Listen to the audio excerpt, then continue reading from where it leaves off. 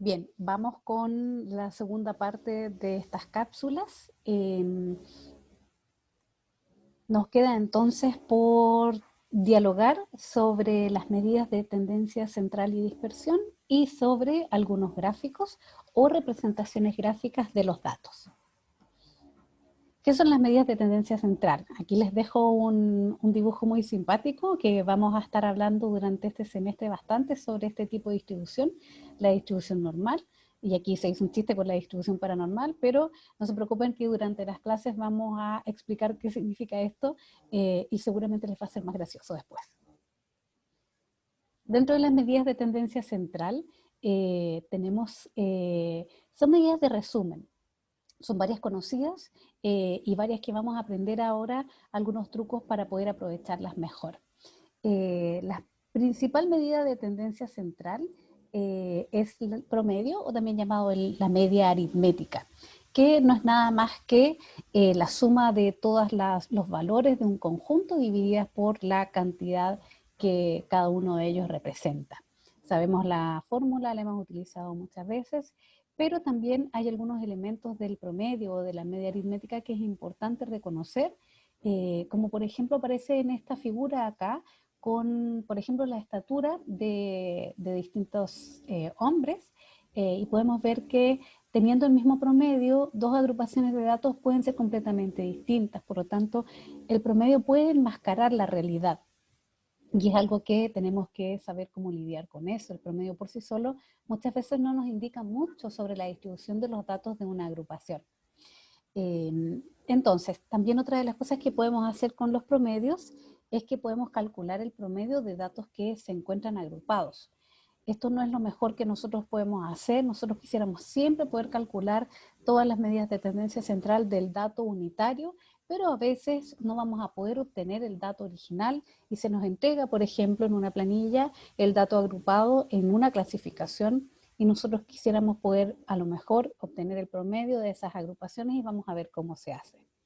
El promedio solamente se puede obtener si las variables son cuantitativas, ya que es muy importante porque más adelante, si alguno de ustedes quiere ocupar algún software estadístico, podemos hablar de esto en alguna de las otras clases, pero los software estadísticos van a hacer lo que nosotros les digamos. Por ejemplo, incluso alguien podría calcular el promedio de el sexo de algún grupo de personas. No tiene nada que ver ese cálculo, pero para el software estadístico puede ser que esté categorizados como valores numéricos y por lo tanto si yo le pido al software que haga el cálculo, el software lo va a hacer, lo que no quiere decir que sea un cálculo correcto, porque el promedio solamente se puede calcular correctamente para variables que son cuantitativas. La media aritmética es muy sensible a los valores extremos en una distribución. Y vamos a ver a continuación con un meme, a ver si nos queda grabado esto, pero cada vez que ustedes les mencionen el promedio de una agrupación de datos, hay que pensar qué es lo que está sucediendo adentro de la distribución de ese grupo de variables. ¿Realmente el promedio estará siendo justo para poder entonces dar una medida de resumen o debiéramos utilizar otra cuando hay medidas que son extremas o outliers, como se conocen? Si no tenemos la amplitud de un intervalo, vamos a ver más adelante que es imposible calcular el promedio cuando el dato está agrupado. Aquí podemos ver cómo se hace el cálculo cuando tenemos una distribución de datos agrupada y nos están diciendo que, por ejemplo, quisiéramos nosotros calcular el promedio. Tenemos en la primera columna, digamos, los intervalos que podemos ver que van de 3 a 5, de 6 a 8, es decir, con un intervalo similar de 3 puntos de clase en cada uno de ellos. Tenemos la frecuencia en la segunda columna de cada uno de esos valores. Tenemos el punto medio de clase. Podemos ver aquí entonces que está situado en la mitad del intervalo. Y lo que se hace para poder calcular el promedio en este grupo de datos que están agrupados es que se calcula entonces la multiplicación o la sumatoria de la multiplicación entre el punto medio de la clase y la frecuencia de la clase, y luego se divide por la cantidad total, que es lo que estamos haciendo acá en este ejercicio, obteniendo un promedio de datos agrupados. No es lo óptimo, pero se puede hacer. ¿Qué es la mediana? La mediana también es una medida de tendencia central muy útil cuando los datos, por ejemplo, tienen una distribución que es asimétrica. o que es una distribución que en el plano la vemos que está cargada más hacia un lado que hacia otro y no cargada o centrada en el promedio, por ejemplo. La mediana no es nada más que el punto central de una serie de datos. Es la observación que queda equidistante a cada uno de los extremos en una distribución. Y esta es mucho menos sensible que el promedio o la media a las puntuaciones extremas. No se desplaza tanto cuando tenemos outliers a alguno de los extremos, que es lo que podemos ver aquí en este meme, que la mediana mira entonces al promedio y el promedio mira siempre y se va mucho más desplazado hacia los valores outliers o hacia los valores extremos, mucho menos que la mediana. La mediana también puede ser calculada cuando tenemos datos agrupados. De nuevo, esto no es lo óptimo, pero a veces es el dato que tenemos. Y esta es la fórmula para poder hacer el cálculo entonces de hallar la mediana en una distribución de frecuencias que esté entonces en esta distribución agrupada. Hay que seguir la fórmula, vamos a ver acá paso a paso. Lo que tenemos que hacer es calcular, primero identificar cuál es el límite inferior de la clase donde se encuentra la mediana. Aquí podemos ver en esta tablita acá abajo a la derecha que tenemos entonces una frecuencia completa de 100, por lo tanto nosotros dividimos esto para poder obtener la mediana y ubicamos entonces la mediana en el valor 50. Por lo tanto, tenemos que ir a buscar la clase donde se encontraría entonces este valor de 50. Y podemos ver entonces que necesitamos el límite inferior de la clase donde se encuentra entonces la mediana. Y el límite inferior, como podemos ver acá, estaría entonces en el 66, que es este límite inferior, que es el que está incluido acá. ¿Qué buscamos entonces después? Necesitamos n dividido por 2, ya lo teníamos acá, lo habíamos calculado en el 50, y por lo tanto luego le tenemos que restar esto que es la frecuencia acumulada anterior a la clase mediana, que sabíamos que era esta la clase, por lo tanto vamos a buscar la frecuencia acumulada anterior, que es 23, y luego tenemos que dividirla por la frecuencia entonces acumulada de la clase que viene posterior a esa mediana, que sería entonces el 42. Y luego tenemos que multiplicar por la amplitud de la clase, que como vemos aquí bien entre los intervalos, es de 3. Hacemos ese cálculo y se obtiene entonces una mediana para estos datos agrupados. De nuevo, no es lo óptimo, pero se puede hacer. ¿Qué es la moda? La moda en matemáticas o en estadística es el conjunto de datos numéricos de un conjunto, el valor que más se repite. Puede haber o puede no haber moda en un conjunto de datos, o puede haber más de una moda. En este caso, por ejemplo, podemos ver en este ejemplo cuál es el valor que más se repite. Claramente la moda es el valor 4, pero a veces podemos tener en igual frecuencia de repetición una mayor cantidad de modas, como en esta distribución que es multimodal.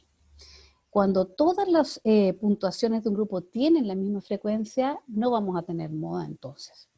Y si hay dos puntos adyacentes que tienen la misma frecuencia máxima, se puede promediar entonces la moda entre ambas puntuaciones que son adyacentes, como es en este caso. También la moda se puede calcular para grupos de datos que estén agrupados. No es lo óptimo, pero se puede hacer. Siguiendo entonces las recomendaciones de esta fórmula, necesitamos primero ubicar el límite inferior de la clase modal, que es el que tenga la mayor cantidad en esa clase, ¿sí? Por lo tanto, la vamos a ubicar en esta clase modal. Y luego necesitamos obtener la frecuencia absoluta de esa clase modal. Vamos siguiendo entonces aquí el límite inferior de esa clase modal, sabíamos que era esta. Luego necesitamos entonces la frecuencia absoluta de esa clase modal que está acá. Y luego la frecuencia absoluta inmediatamente posterior a esa clase modal. Y vemos entonces que está aquí en el 18. Y luego entonces vamos entonces a seguir cada una de estas fórmulas con el intervalo de clase y obteniendo entonces el resultado final. De nuevo, no es lo óptimo, pero siguiendo la fórmula simple podemos entonces obtener esta moda para los datos agrupados. Pasamos a hablar de las medidas de dispersión, que es un valor muy importante en las medidas de tendencia central. ¿Por qué? Como habíamos dicho, el promedio que muchas veces se nos entrega como el valor agregado, necesitamos nosotros analizar si ese promedio realmente representa, por ejemplo, la distribución de los datos de una agrupación o de un estudio. Y para eso muchas veces nos sirve entonces mirar las medidas de dispersión. Y como las medidas de tendencia central entonces nos identifican este punto resumen, las de dispersión nos dicen qué tan distribuidas están esos valores alrededor de este punto resumen o punto central. Y nos indican qué tan distribuidas o qué tan se desvían de estas observaciones de su promedio aritmético. Nos ayudan mucho para comprender entonces cómo están distribuidas en el plano estas observaciones, y las más utilizadas van a ser la varianza y la desviación estándar, pero vamos a verlas todas. Entonces, una de las medidas que nos puede servir para ver qué tan dispersas están las observaciones en una agrupación de datos es el rango o el recorrido, que es la diferencia entre el mayor y el menor de los datos. A veces eso no nos dice mucho, por lo tanto es mejor no solamente poner esa diferencia, sino hay que poner los dos valores de los rangos, porque nos gustaría muchas veces saber cuál es el mínimo y cuál es el máximo valor que puedo obtener en esa agrupación de datos.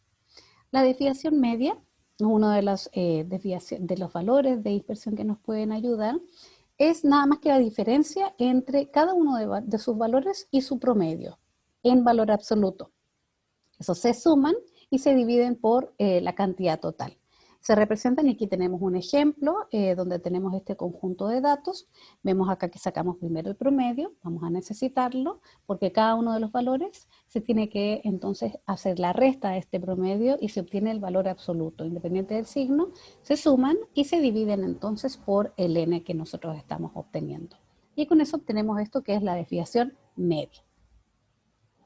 La varianza, dijimos que era una de las que más se utilizaba y nos indica cuál es la diferencia promedio entre cada uno de los valores respecto a su media. Se calcula primero elevando cada una de estas diferencias al cuadrado. Aquí lo podemos ver, parecido a lo que habíamos visto antes, pero ahora las tenemos que elevar al cuadrado, se suman y se dividen entonces por la muestra. Perdón, por el valor total de la población. Esto es cuando nosotros estamos estudiando poblaciones. Cuando estamos estudiando la varianza, pero en una muestra, se hace una pequeña diferencia, podemos ver si su ojo clínico lo descubre rápidamente. La única diferencia que vemos de esta fórmula es que en vez de dividir por el tamaño completo, se divide por n-1. Con eso ya estamos indicándole a ese cálculo que no es un cálculo poblacional, sino que es un cálculo de la muestra. Y podemos ver acá en un ejemplo donde tenemos estos valores, son 10 valores de edades por varianza, por ejemplo, y que tienen un promedio de 63,5, y para hacer el cálculo entonces de la varianza muestral, tomamos cada uno de estos valores, se le resta el promedio, cada una de estas operaciones se eleva al cuadrado, luego se suman, se divide por n-1 y obtenemos entonces la varianza de esa muestra. La desviación estándar, que también es algo muy utilizado como medida de dispersión, no es nada más que la raíz cuadrada de la varianza que acabamos de calcular. Y nos permite entonces evaluar el promedio aritmético de la fluctuación o la variabilidad de los datos respecto a su promedio. Como podemos ver acá, en este caso también la desviación estándar de la muestra no es nada más que elevar al cuadrado, entonces, sacar la raíz cuadrada del cálculo que habíamos hecho de la varianza. Y al revés también, si nos dan la desviación estándar, bueno, también nos basta con elevar al cuadrado y obtenemos la varianza. El error estándar también es bastante utilizado porque es una medida de dispersión que también nos ayuda, por ejemplo, a hacer cálculos de tamaño muestral, porque como podemos ver acá, el error estándar lo que mide es la variabilidad esperada del promedio de esa muestra como una estimación de la media poblacional, un poco lo que hablábamos en la cápsula anterior de estas diferencias que quisiéramos que sean muy cercanas entre los estimadores de una muestra y los valores o parámetros poblacionales. Se calcula como, digamos, este valor que habíamos calculado recién, que era la desviación estándar, dividido por su raíz de n, o del tamaño entonces de la muestra. Y con eso nosotros podemos obtener entonces un valor de error estándar que, como podemos ver, es muy dependiente del tamaño muestral. Por supuesto, el tamaño muestral está dentro del cálculo, y a medida que va aumentando el tamaño de la muestra, nosotros podemos ver que el error va a tender entonces a ir disminuyendo, a ir acercándose entonces cada vez a ser menor. Este resumen nomás para que lo recordemos, que podemos calcular los promedios, las desviaciones estándar y la varianza, tanto a nivel de una población como a nivel de una muestra, donde son algunos cambios entonces que tenemos que incorporarle a nuestra fórmula.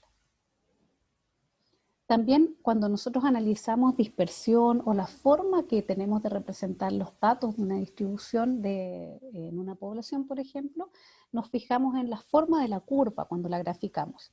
Y aquí hay dos valores que nos pueden servir para entender cómo es la distribución de esos valores en el plano, que es la asimetría y la kurtosis.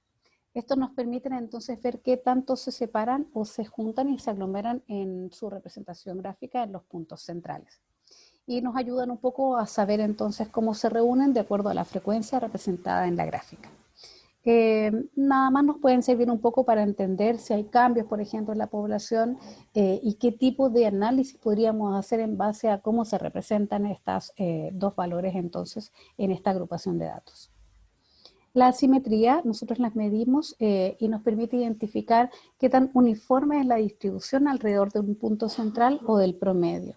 Tiene tres formas que son las clásicas: la asimetría positiva, como podemos ver acá, que es cuando la mayoría de los casos se encuentran por sobre el promedio aritmético; la simétrica, cuando se encuentran de forma similar o aproximadamente similar a iguales valores entonces a ambos lados del promedio; y la asimetría negativa, cuando la mayor cantidad de los datos se concentran en los valores menores al promedio, que es esta gráfica de acá. La kurtosis lo que nos habla es de la estatura de la curva, ¿sí? O el grado de concentración que presentan los valores en la región central de la distribución.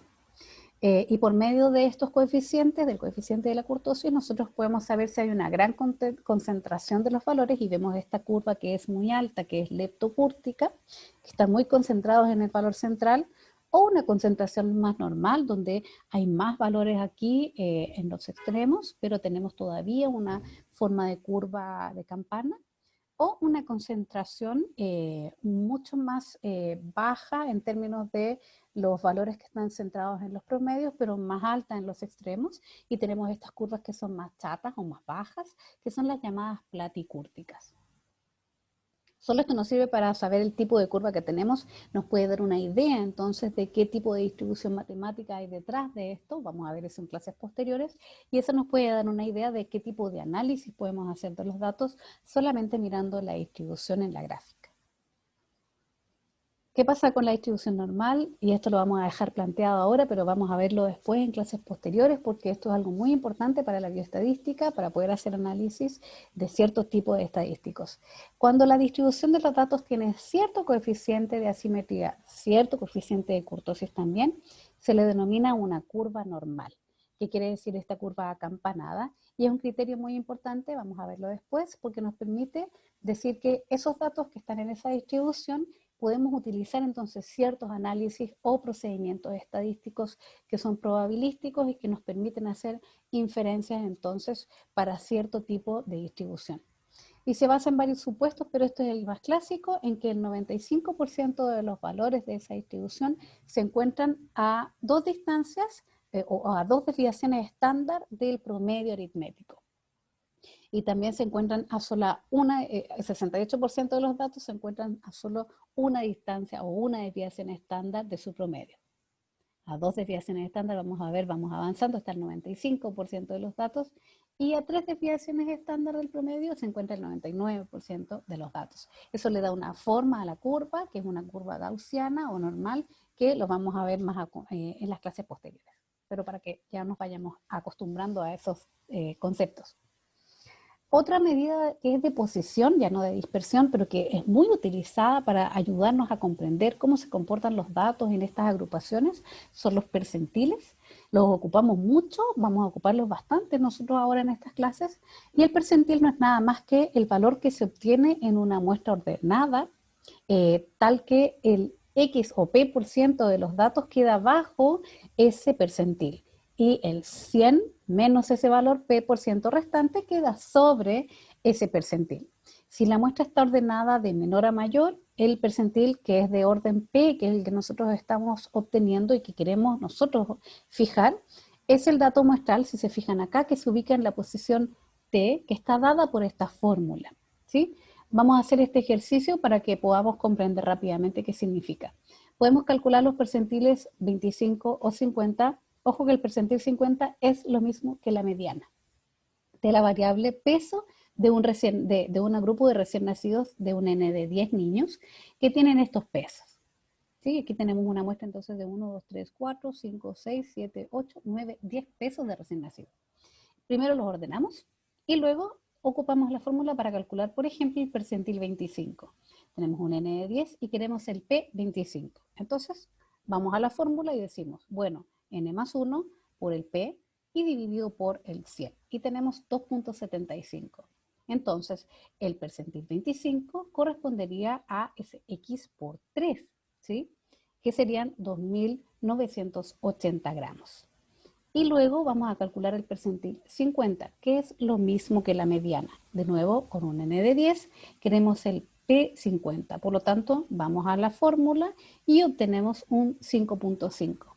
Por lo tanto, el percentil 50 sería X por 5 más el X por 6 y dividido en 2. Y aquí podemos ver entonces, vamos a buscar acá 1, 2, 3, 4, el 5, el 6 y dividido por 2. Y eso nos da entonces esa cantidad de gramos. Y aquí podemos ver la interpretación de qué nos sirve sacar estos percentiles. Podemos decir que el 25% de los niños tiene un peso de nacimiento inferior a 2.980 gramos, mientras que el 50%, que es lo mismo que la mediana, tiene un peso inferior a 3.160 gramos. Para eso nos sirven los percentiles, para ubicar en la posición, entonces, una cierta agrupación de datos. Los más utilizados son los percentiles 25, 50 y 75, y podemos también hacer un cálculo en términos de los deciles, que son ya cada 10% entonces. Queda poco, vamos a ir terminando ya, vamos a terminar con cómo graficar todos estos datos, porque casi siempre nos sirven mucho más para explicar más que un montón de tablas y de números, graficarlos para poder dar a entender entonces alguna hipótesis, como lo decíamos en la primera cápsula. Pero para graficar también hay que tener mucho cuidado. Cuando graficamos, nosotros representamos en un plano los números o los valores que nosotros estamos estudiando para que sea más simple, sencillo y dar una impresión visual y facilitar la comprensión. Los objetivos de hacer estos gráficos es representar las frecuencias o mostrar ciertas asociaciones entre las variables. Tiene ciertos requisitos hacer los gráficos. Primero, tiene que ser sencillo y autoexplicativo. En segundo lugar, tiene que representar fielmente los hechos y evitar distorsiones. En tercer lugar, tiene que ser simple y entregar información relevante. Y por último, no repetir información que esté dada en una tabla o en el párrafo. La gracia es que el gráfico entregue más información. Y aquí les dejo una gran aberración que se publicó y que la idea es que siempre que ustedes vean un gráfico publicado, fíjense que esté bien, primero la construcción de los ejes. Fíjense en el eje Y, cómo está en esta gráfica. No les voy a dar la respuesta, pero me gustaría que reflexionaran qué es lo que consideran que es incorrecto de este gráfico y qué es lo que habrían hecho ustedes distintos. Un gráfico sobre nuevos casos COVID en Estados Unidos. Y ahí abajo les dejo una link o un enlace que pueden ir a revisar sobre un curso breve para mentir con gráficos. No para que lo hagan, sino que para que sepan en qué fijarse cuando vean un gráfico para que no sean manipulados. Solo los tipos de gráficos que ustedes los conocen probablemente, pero para que tengamos un poquito más de claridad de que hay varios tipos distintos que podemos utilizar para representar gráficamente los datos. Las barras simples que nos permiten graficar distribuciones de frecuencias, tanto en escala nominal, ordinal o intervalar. Y cada barra tiene que tener su propio título, por supuesto. Las barras también pueden estar agrupadas y nos puede ayudar esto a representar una posible relación o asociación entre dos o más variables. Y las barras, cuando están subdivididas, son muy apropiadas para mostrar cierta composición de alguna proporción importante de la variable que estemos estudiando nosotros en un grupo de estudio. Los gráficos de torta, muy utilizados hace mucho tiempo, pero hay que tener mucho cuidado con cómo interpretamos los gráficos de torta, porque tienen la limitante que cada frecuencia debe expresarse como una proporción del total, y por lo tanto hay que tener mucho cuidado de no caer entonces en tener gráficos, por ejemplo, que tengan más de un 100%. Eso está incorrecto. Los histogramas, muy utilizados solo para variables que son de intervalos continuos o variable cuantitativa continua. Los gráficos lineales son muy útiles también para ver cambios en el tiempo, por ejemplo, o como cambia una variable en distintas agrupaciones o categorías. Para ver estas relaciones pueden ser entre dos o más variables, tienen que estar en escala continua también. Las variables independientes van en el eje horizontal y las variables dependientes van en el eje vertical y las variables independientes van en el eje horizontal. Los gráficos de dispersión que podemos ver acá tienen el mismo principio de los gráficos lineales, pero aquí se pueden tener varias observaciones frente a cada una de las variables. Un gráfico que nos gusta mucho a los epidemiólogos es el gráfico de caja con bigote. Podemos verlo acá, que es un poco chistoso el nombre, pero nos ayuda mucho porque este gráfico da mucha información. Nos entrega información sobre medidas de tendencia central, dispersión y la simetría también. Representan los tres cuartiles, aquí podemos ver cada una de estas cajas tiene estas líneas donde está el primer, el segundo cuartil, que es lo mismo que el percentil 50 o la mediana, y el tercer cuartil o cuartil 75. Y tiene estos bigotes, que son estos brazos que salen de las cajas, que es el valor del cuartil, en este caso el primer cuartil, menos 1,5 de rango intercuartílico, y lo mismo para el otro brazo, pero es del cuartil tercero, más 1,5 por el rango intercuartílico. Da mucha información, hay que saber leerlo, pero ese gráfico nos indica mucha información, más que, por ejemplo, solamente un gráfico de barras.